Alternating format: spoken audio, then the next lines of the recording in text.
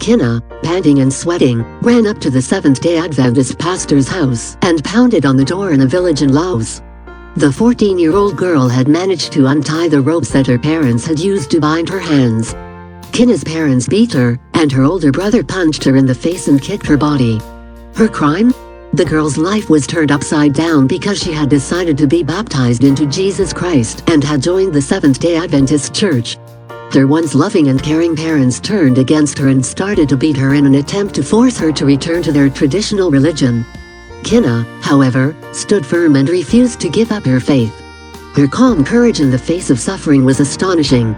Her new Adventist friends did not offer her any special privileges, but Kina was touched by their love. Something about Jesus impressed her so much that she was willing to risk everything for him.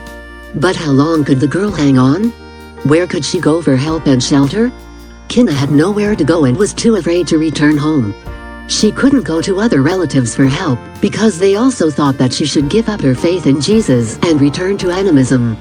She couldn't go to the authorities, because the village chief also was a relative and thought that she, as the daughter, should obey her parents in all things.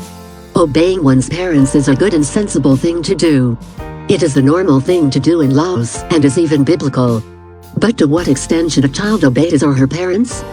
With her body covered in ugly black and blue bruises, Kina fled to the pastor's home. But she could not stay there long. The pastor quickly sent her away to stay with one of his trusted relatives before her parents came looking for her. 5 days later, Kina was still hiding from her parents. She could not go back home.